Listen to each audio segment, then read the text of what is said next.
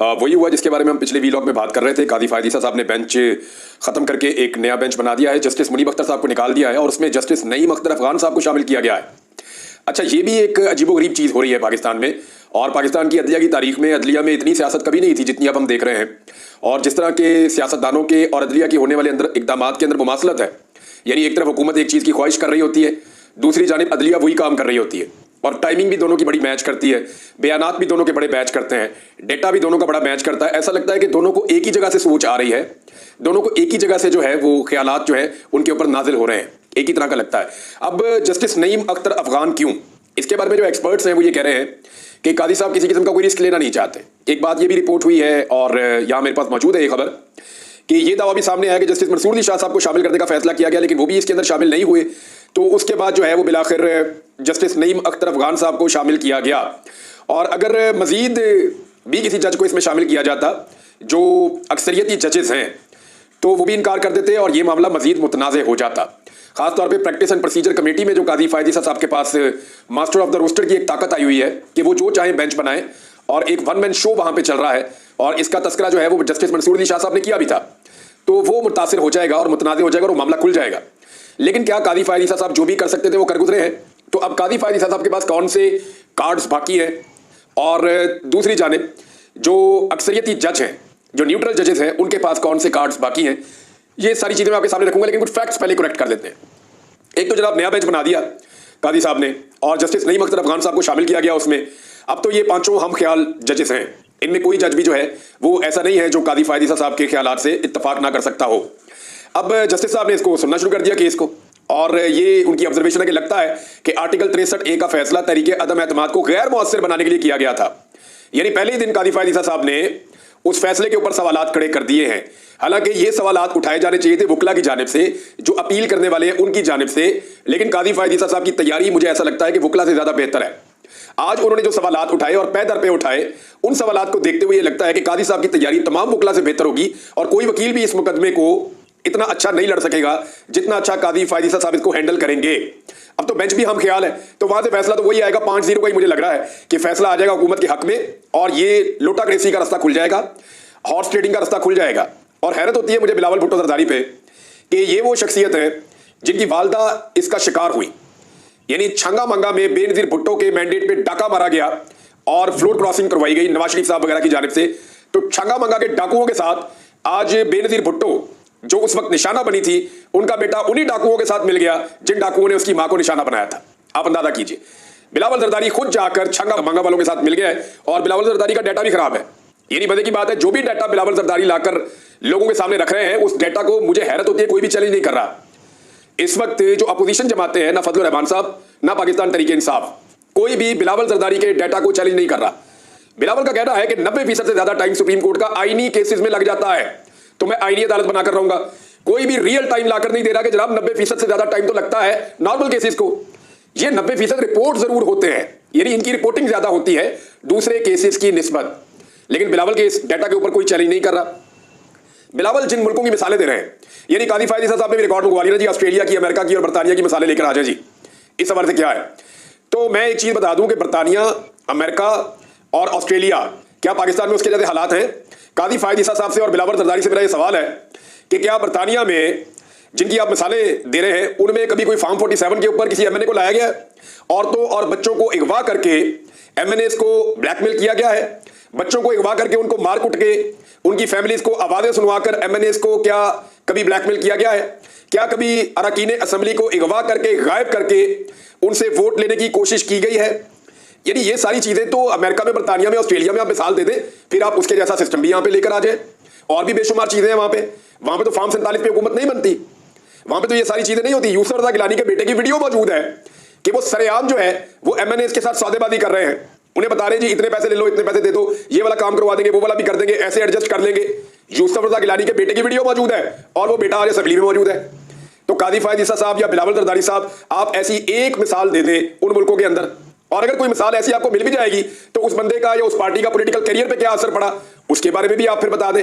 यानी मिसालें आप उन मुल्कों की दे रहे हैं जहां पे जमहूरियत है, जहां पे आजादी इज़हार राय है, और आप उसको लागू करना चाहते हैं उन चीजों को यहां पे, क्योंकि इस वक्त आपको हॉर्स ट्रेडिंग के लिए उन चीजों की जरूरत है। तो बिलावल का मतम नजर तो ये है। तो जिन मुल्कों की ये मिसालें दे रहे हैं उन मुल्कों की बाकी चीजों के ऊपर भी गौर करें।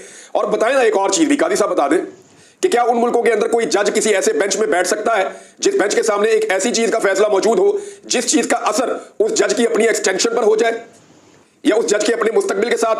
यानी ये तो कन्फ्लिक्ट ऑफ इंटरेस्ट है ना। तो वहां पे तो ऐसा नहीं होता, लेकिन यहां पे हम ये सारा कुछ होते हुए देख रहे हैं।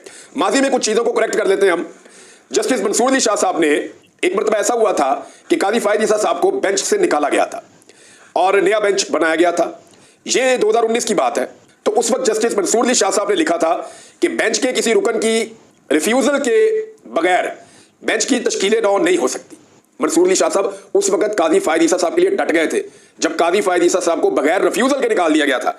हालांकि वो कोई रिव्यू नहीं थी, वो एक बेंच था। यानी रिव्यू में और बेंच में फर्क यह है कि जब रिव्यू आती है तो उन्हीं जजेस को सुननी होती है जिन जजेस के सामने पहले वो केस लगा होता है। अगर उनमें से कोई जज रिटायर हो गया है तो फिर उसकी जगह पे दूसरा जज शामिल कर लिया जाता है, और अगर कोई जज उनमें से रिफ्यूज कर दे तो फिर आप दूसरा ले सकते हैं। लेकिन एक जज ने रिफ्यूज भी नहीं किया। यानी कादी फायद ईसा साहब का अपना एक लेटर है जिसमें कादी फायद ईसा साहब ने बड़ी वजाहत के साथ कहा था और ये अखबारात में छपा था और मेन हेडलाइन छपवाई गई थी उस वक्त, जो है वो बाकायदा इसको प्रमोट किया गया था और अपोजिशन ने उस दौर की हुकूमत ने बड़ा काम किया था इसके ऊपर। वो जी सिविलियन का फौजी ट्रायल का मामला था। इसमें कादी फायद ईसा साहब ने कहा जी 9 रुकनी बेंच टूटा, 7 रुकनी बेंच बन गया, प्रैक्टिस एंड प्रोसीजर के बिल का फैसला होने तक मैं बेंच में नहीं बैठ सकता।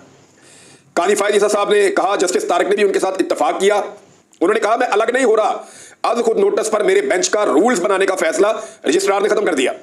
जस्टिस फायद ईसा ने कहा, यानी ये सारी चीजें उस दौर में कौन कर रहा था? जस्टिस फायद ईसा कर रहे थे। उनका साथ कौन दे रहा था? मंसूर अली शाह साहब कह रहे थे कि आप ठीक कह रहे हैं, और उन्होंने इसके ऊपर 2019 में भी एक फैसला दिया था कि अगर आपको बेंच से निकाला गया आपके मना किए बगैर और नया बेंच बनाया गया तो फिर ये ज्यादती है, ये नहीं हो सकता। उन्होंने कैटेगोरिकली उस दौर में मंसूर अली शाह साहब ने लिखा था और कादी फायद ईसा साहब का साथ दिया था। आज वही कादी फायद ईसा साहब जब उस दौर में खत लिख लिख के बेंचों से बाहर जाकर बैठ जाते थे और केसों को लटका देते थे लंबा, उन केसेस का फैसला आज तक नहीं हुआ। कादी साहब उनको लटका देते थे और अब वही कादी साहब हैं जो ये कह रहे हैं कि जनाब हमें तो काम करने की तनख्वाह मिलती है, फैसले करने की तनख्वाह मिलती है, सुप्रीम कोर्ट काम बंद नहीं कर सकता। जस्टिस मुनीब की समाज से माजरत पर चीफ जस्टिस ने रिमार्क्स दिया और उन्होंने कहा जी नया बेंच बना देंगे, और फिर उन्होंने एक नया बेंच बना दिया है। अब 2018 में उस वक्त के चीफ जस्टिस साकिब निसार साहब ने जस्टिस फायद ईसा साहब को एक बेंच से निकालकर बेंच की तश्कील नौ की थी, यानी यही काम किया था। तो उस वक्त फायद ईसा साहब ने अपने ऑर्डर में चीफ जस्टिस के इकदामात को बिला जवाब करार दिया था और उनको एक गलत मिसाल करार दिया था, और ऐसा करने से निजाम की सालमियत कमजोर होती है। ये सारी बातें कादी फायद ईसा साहब ने की थी और उन्होंने कहा था इसके सीरियस रिप्रकशंस होंगे, और भी बहुत कुछ इन्होंने लिखा था, बड़ा डिटेल में है। लेकिन कादी साहब इन्हीं चीजों को कल के दौर में गलत कहते थे। अच्छा, कादी साहब का एक और फैसला, ये बड़ा इंटरेस्टिंग फैसला है। कादी साहब ने लिखा, therefore review petitions are placed before a bench of numerically the same strength of which the author judge is always a member unless he is retired। उन्होंने कहा जी जो ये कादी साहब ने फैसला लिखा हुआ है, उन्होंने कहा जी जो बेंच फैसला करेगा, अगर रिव्यू आएगी तो वही बेंच फैसला सुनेगा, और खास तौर पे जो आथर जज होगा जिसने उसको लिखा होगा, जैसा कि मुनीब अख्तर साहब ने ये वाला फैसला लिखा था 63A का, तो कादी फायद ईसा साहब माजी में खुद कह चुके हैं कि फैसला लिखने वाला जज जब तक रिटायर नहीं हो जाता तब तक वो हर हाल में उस बेंच का हिस्सा होगा। ये कादी फायद ईसा साहब ने खुद लिखा है और मैंने आपको वहां से उनके अपने फैसले में से पढ़ के सुना दिया है। तो जनाब अब कादी फायद ईसा साहब जो कर रहे हैं वो सबके सामने है। ये आर्टिकल 188 का हवाला दिया था कादी फायद ईसा साहब ने अपने फैसले में, बड़ा डिटेल के साथ ये सारा कुछ लिखा था। अब जैसा कि एक्सपर्ट्स को लगता था कि नईम अख्तर अफगान साहब एक अच्छी ऑप्शन हो सकते हैं कादी फायद ईसा साहब के लिए, हम कल इस पर बात भी कर रहे थे, तो एग्जैक्टली वही हुआ।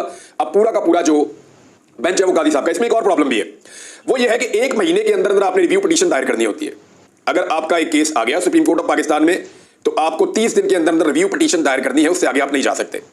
इसका जो फैसला है, ये जो 63A वाला केस है, इसका फैसला आया था 17 मई 2022 को। तो इसकी जो रिव्यू है वो आप कर सकते थे 17 जून 2022 तक, इससे आगे तो आप नहीं जा सकते, 1 महीने का आपके पास टाइम था।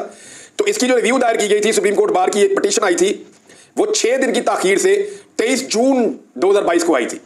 तो ये जो 6 दिन की ताखीर है, इसके ऊपर कादी साहब ने नोटिस नहीं लिया, और अगर 6 दिन की ताखीर से आया तो सुप्रीम कोर्ट ऑफ पाकिस्तान के रूल्स के मुताबिक इसको एंटरटेन ही नहीं किया जा सकता। लेकिन फिर भी क्योंकि हुकूमत की जरूरत है, वक्त की जरूरत है, और इस वक्त सारे एक पेज के ऊपर है, तो ऐसा लगता है कि ये कोशिश की जा रही है। अब इसको रोका कैसे जाएगा? देखिए, जस्टिस मंसूर अली शाह साहब के पास ये इख्तियार मौजूद है और वो फुल कोर्ट को बुला सकते हैं। ये जितने भी लॉ एक्सपर्ट्स हैं वो ये कह रहे हैं, रिपोर्टर्स हैं वो ये कह रहे हैं, और सुप्रीम कोर्ट ऑफ पाकिस्तान से कोई बहुत बड़ा सरप्राइज आ सकता है। एक बात सब मान रहे हैं कि अगर आज सुप्रीम कोर्ट ऑफ पाकिस्तान के जजेस की अक्सरियत जो न्यूट्रल और बेहतर जजेस के ऊपर है, इंसाफ पसंद जजेस हैं, अगर आज वो जजेस खड़े ना हुए तो कल वो हमेशा बैठे ही रहेंगे। अगर आज जजेस अपने हक के लिए, इंसाफ के लिए, कानून के लिए और आइन के लिए खड़े ना हुए, इस नाइंसाफी के खिलाफ उन्होंने आवाज ना उठाई, तो इन जजेस की आवाज हमेशा के लिए दब जाएगी, इनके इख्तियारात बिल्कुल खत्म हो जाएंगे और ये अदलिया हमेशा के लिए सियासतदानों के हाथों में और एस्टेब्लिशमेंट के हाथों में यरगमाल बन जाएगी। अब जजेस ने फैसला करना है कि वो अगले 24 घंटों में क्या करते हैं। कुछ लोग ये कह रहे हैं कि सुप्रीम कोर्ट ऑफ पाकिस्तान से एक सरप्राइज आने वाला है, और वो जो सरप्राइज है वो इस नौयत का हो सकता है कि जस्टिस मंसूर अली शाह साहब और बाकी जजेस लेटर लिख दें और उस लेटर में मजबूर किया जाए कि फौरी तौर पे फुल कोर्ट की मीटिंग बुलाई जाए, या हो सकता है कि खुद से फुल कोर्ट की एक मीटिंग कॉल कर ली जाए और तमाम जजेस उसके अंदर बैठ जाएं और बैठकर फैसला दें कि ये जो ऑर्डिनेंस है ये गलत है, इसके नतीजे में बनने वाली प्रैक्टिस एंड प्रोसीजर कमेटी भी गलत है और उसके नतीजे में बनने वाला बेंच भी गलत है, तो बेंचों की जो तश्कील है उसको ठीक किया जाए। बहरहाल ये चीज इसको यहां पे रोकते हैं। इमरान खान साहब ने, क्योंकि उनके पास भी टाइम कम है, पाकिस्तान तहरीक इंसाफ ने, अपोजिशन ने अगर सियासत करनी है ना और इस मुल्क में अपनी सियासत को जिंदा रखना है, तो उनके लिए अगले 2 हफ्ते बहुत इंपॉर्टेंट है। अगर इन 2 हफ्तों में उन्होंने कुछ नहीं करना तो उसके बाद वो 2 साल की छुट्टी पे चले जाएं, रिलैक्स एंजॉय करें, फिर कोई जरूरत नहीं है अवामी तहरीक चलाने की, फिर इलेक्शन में आइएगा आराम से जब भी होगा। ये एग्जैक्टली वो टाइम है जिसके अंदर फैसला होना है और इसी फैसले का असर पाकिस्तान के ऊपर भी पड़ेगा और इनफरादी तौर पे इमरान खान साहब की अपनी जिंदगी के ऊपर भी पड़ेगा और ये असरात बड़े गहरे होंगे। पाकिस्तान तहरीक इंसाफ के लिए या फजल रहमान साहब के लिए या बाकी अपोजिशन पार्टियों के लिए, जमात इस्लामी के लिए ये आखिरी मौका है और जितनी भी जमातें हैं अपोजिशन की, उन सब के लिए ये एक मौका है कि इन 15 दिनों में उन्हें अपने पॉलिटिकल फैसले सोच समझ कर करने हैं। तो पाकिस्तान तहरीक इंसाफ के लोगों ने, जो सीनियर लोग हैं, उन्होंने इमरान खान साहब से गुजारिश करनी थी कि जी आप एहतजाज को मौखर करें। जेल में इमरान खान साहब से मुलाकातें भी, अली अमीन गंडापुर साहब भी मिले, लेकिन इमरान खान साहब ने किसी किस्म का जो है वो कंप्रोमाइज नहीं किया, बल्कि 4 तारीख को इस्लामाबाद का जो उन्होंने ऐलान किया डी चौक का, उन्होंने उसे बरकरार रखा और उन्होंने कहा जी कि बड़े पैमाने पर एहतजाज होगा और सारे लोग जो है वो इस्लामाबाद पहुंचे और इस्लामाबाद के एहतजाज में शिरकत करें।